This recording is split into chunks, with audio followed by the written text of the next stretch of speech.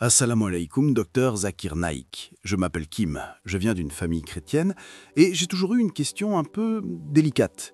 Je ne veux offenser personne, mais j'ai remarqué que les musulmans ont une habitude particulière après être allés aux toilettes. Ils se lavent à l'eau.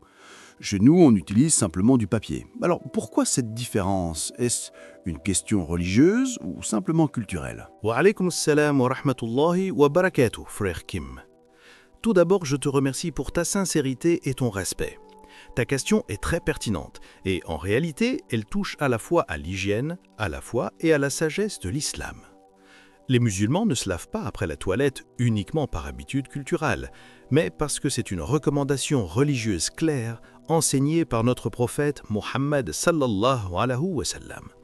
Et cette pratique n'est pas seulement spirituelle, elle est aussi profondément logique, hygiénique et humaine.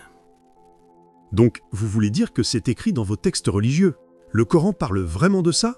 Le Saint-Coran, dans la sourate Al-Baqarah 222, dit « Allah aime ceux qui se repentent et il aime ceux qui se purifient ». Ce verset établit un principe, la pureté est aimée d'Allah. Et cette pureté ne se limite pas au cœur ou à la foi, mais aussi au corps. Le prophète Muhammad sallallahu alayhi wa sallam a dit dans un hadith authentique rapporté par Muslim: la propreté est la moitié de la foi. At-tahara shatr al-iman. Et dans d'autres hadiths, il a enseigné en détail comment le croyant doit se purifier, y compris après les besoins naturels.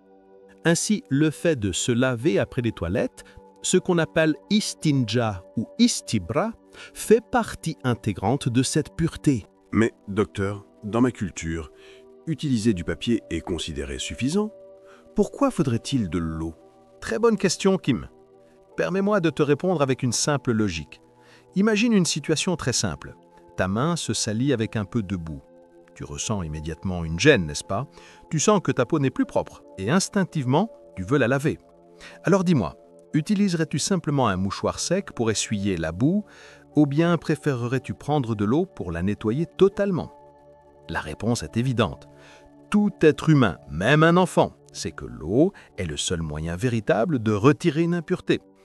Le mouchoir peut effacer l'apparence de la saleté, mais il ne la fait pas disparaître. Tu peux frotter autant que tu veux, il restera toujours des traces invisibles et la sensation d'inconfort persistera. L'islam, Kim, ne se contente pas d'apparence. Il enseigne à purifier le corps en profondeur comme reflet de la pureté du cœur. Ainsi, lorsqu'un musulman utilise de l'eau après les toilettes, il agit selon une logique universelle et naturelle, pas simplement selon une tradition religieuse. C'est la logique de la propreté complète, celle qui ne laisse ni doute, ni trace, ni odeur. Regarde, même les médecins modernes confirment aujourd'hui que l'eau est bien plus hygiénique que tout autre moyen sec. Elle élimine les bactéries, empêche les infections et préserve la santé intime. Et pourtant, il y a plus de 14 siècles, le prophète Mohammed sallallahu alayhi wa sallam avait déjà établi cette pratique. Tu vois, Kim, ce n'est pas une coutume étrange, mais une sagesse intemporelle. L'eau, dans la vision islamique, n'est pas seulement un liquide, c'est un symbole de purification et de miséricorde divine. Allah a dit dans le Coran « Et nous avons fait de l'eau toute chose vivante » Surat Al-Anbiya 21-30.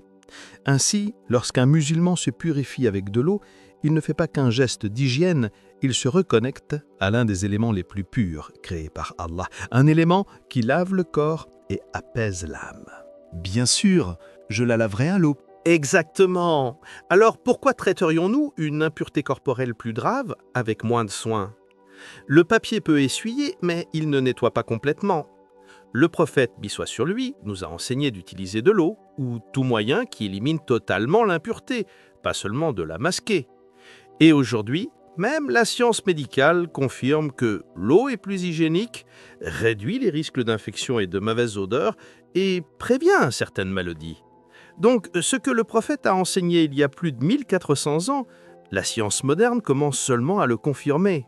C'est impressionnant. Mais est-ce que cela veut dire que ceux qui n'utilisent pas d'eau sont impurs selon l'islam? Non, mon frère. L'islam ne cherche pas à juger, mais à éduquer. Ce que nous disons, c'est que la voie la plus pure, la plus conforme à la nature humaine, fitra, est celle de se laver à l'eau. Le prophète sallallahu alayhi wa sallam a dit « La fitra, la nature pure, comporte 5 choses. La circoncision, se raser les poils plus bien, couper les ongles, épiler les aisselles et se purifier après les besoins. Cela montre que la propreté fait partie de la nature humaine. L'islam n'a fait que la codifier pour la préserver. Je comprends mieux. Mais je dois avouer, pour nous, ça semble étrange, presque exagéré. Pourquoi autant d'importance pour une chose aussi banale? C'est une réaction naturelle, Kim. Mais réfléchis à ceci. Dans la foi musulmane, rien n'est banal si cela concerne la relation entre l'être humain et son créateur.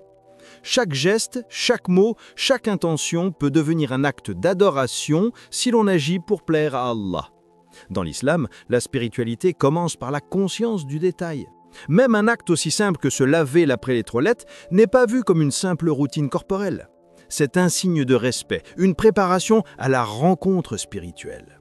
Le croyant sait qu'Allah voit tout, qu'il connaît chaque geste, même ceux que personne d'autre ne remarque. Alors il ne cherche pas la pureté pour être propre aux yeux des gens, mais pur devant Dieu. Avant chaque prière, ce moment intime où le serviteur se tient face à son Seigneur, le musulman accomplit les ablutions, le voudou.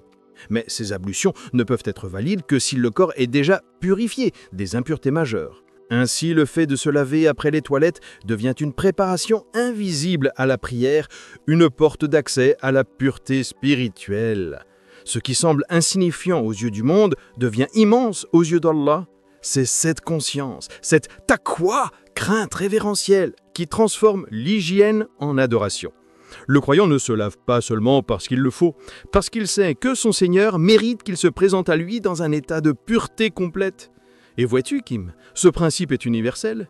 Quand tu es invité à rencontrer une personne importante, tu fais attention à ton apparence, à ton odeur, à ta tenue. Alors comment un croyant pourrait-il se présenter devant le Créateur des cieux et de la terre sans être pur, physiquement et spirituellement ? Voilà pourquoi l'islam enseigne que la purification du corps prépare la purification du cœur. L'eau qui lave la peau devient le miroir de l'âme, claire, propre et prête à se tourner vers Allah avec humilité. Donc, c'est à la fois spirituel et physique? Exactement. L'islam est une religion d'équilibre. Il ne sépare pas le corps de l'âme. Il nous enseigne que la propreté extérieure nourrit la pureté intérieure.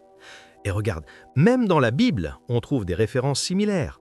Dans Deutéronome 23, 12 à 14, il est dit que les enfants d'Israël devaient sortir du camp pour faire leurs besoins et qu'ils devaient couvrir leurs excréments, car Dieu marche au milieu du camp. Cela montre que même dans les écritures précédentes, la pureté corporelle avait une dimension spirituelle. L'islam est venu parachever cette logique divine. C'est fascinant. Je n'avais jamais pensé qu'un geste aussi simple pouvait avoir une telle profondeur spirituelle. Alhamdulillah, toute louange revient à Allah.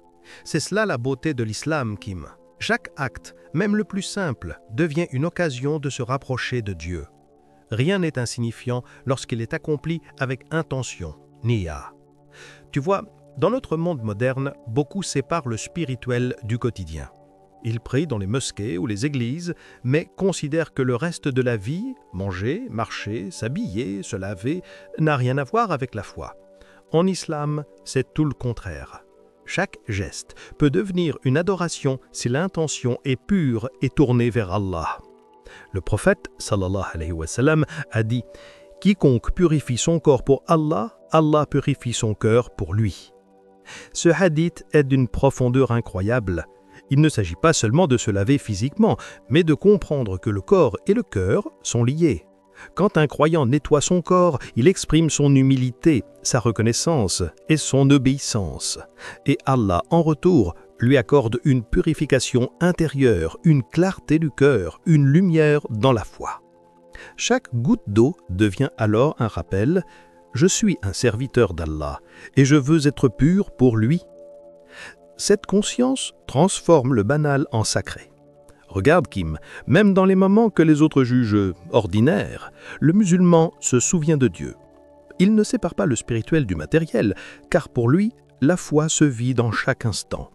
Quand il se lave, il pense « Je me purifie pour plaire à Allah ». Quand il mange, il dit « Bismillah » au nom d'Allah. Quand il dort, il confie son âme à Dieu. C'est cette continuité du lien avec le Créateur qui rend l'islam si vivant. L'adoration ne se limite pas à la mosquée, elle se glisse dans les gestes du quotidien, et celui qui comprend cela découvre que la foi n'est pas seulement un dogme, mais une manière de vivre, respirer et se purifier, corps et âme, unis dans la lumière d'Allah. Subhanallah. Je comprends mieux maintenant pourquoi l'islam insiste tant sur la pureté. Ce n'est pas seulement une question d'hygiène, mais aussi d'intention et de respect envers Dieu.